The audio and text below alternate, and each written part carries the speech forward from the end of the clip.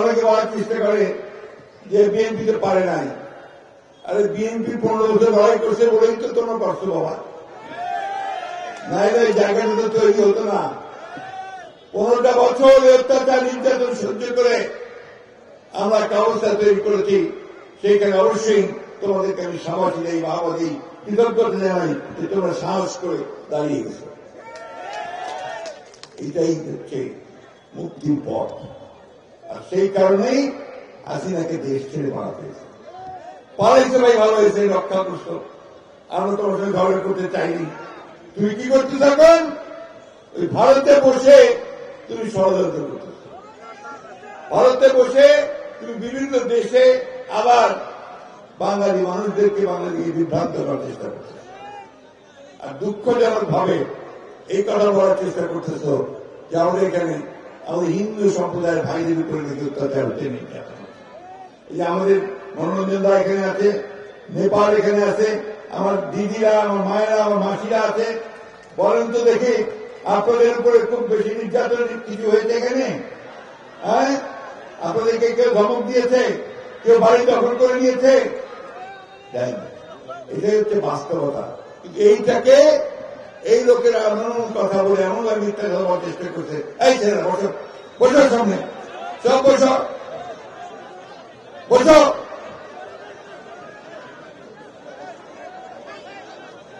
এরা বিভ্রান্ত করতেছে, বিশ্বকে জানাতে চায় যে বাংলাদেশে যেটা হয়েছে এটা জনগণের বিদ্রোহ নয়, এটা হচ্ছে কিছু উগ্রবাদীদের বিক্ষোভ।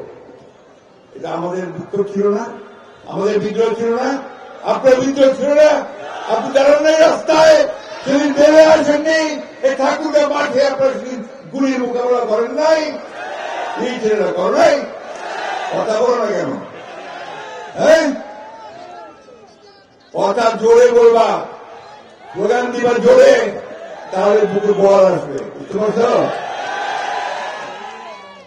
আমি কথা বাড়াবো না ভাই। আমরা 53 বছর আগে স্বাধীন হয়েছি।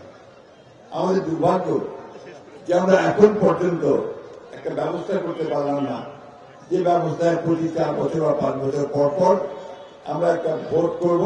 সেই ভোটে আমরা আমাদের পছন্দ মতো লোককে বাছাই করে আমরা পার্লামেন্টে পাঠাবো, সংসদে পাঠাবো, তাই না? এই সংসদে তারা বসে আমাদের জন্য আইন তৈরি করবে, আমাদের উন্নতি কিভাবে হবে সেটা ব্যবস্থা করবে। এই কাজগুলো তাদের করার দায়িত্বটা তাদের, তাই তো? সেইখানে দুর্ভাগ্য আমাদের যে আমরা এতদিন সেটা করতে পারিনি। একটা সুযোগ আসছে আজকে, আমরা সেই সুযোগটা যেন সদ্ব্যবহার করতে পারি। বন্ধুগণ, হাসিনার অপকীর্তি, এই ফ্যাসিস্ট হাসিনার অপকীর্তি বর্ণনা করতে চাই, সারাদিন বর্ণনা করলে শেষ হবে না। সে চুরি করছে, যে চুরি চিন্তা করা যায় না। ব্যাংকগুলোকে লুট করে শেষ করে দিয়েছে। 28,000 কোটি টাকা লুট করে একটা লোক নিয়ে গেছে, একটা লোক। প্রতি বছর 12,000 কোটি টাকা করে আপনার বিদেশে পাচার করছে। আমরা খাওয়া পাই না, আমাদের বেতন পায় না, চাকরি পায় না, ব্যবসা পায় না, তাই না? তারা লুট করে এখন এমন আছে, খুব ভালো অবস্থায় আছে। বন্ধুগণ, হাসিনা বিচার ব্যবস্থাকে শেষ করছে। তখন আপনি বিচার পাইতেন না।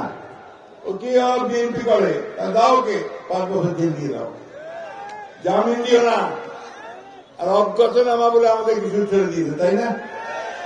না, এই একটা অবস্থা করছে আমাদের। বন্ধুগণ, তারা অর্থনীতি শেষ করেছে, জুডিশিয়াল সিস্টেম শেষ করেছে, আমাদের আইন শৃঙ্খলা বাহিনী, পুলিশকে ব্যবহার করছে তাদের নিজস্ব বাহিনী হিসাবে। কি ভুল বলছি নাকি? এটা করে তারা গোটা রাষ্ট্র ব্যবস্থাকে শেষ করে দিয়েছে। আজকে আমাদের সুযোগ আসছে একটা, যে আমরা এই ব্যবস্থাকে পরিবর্তন করব।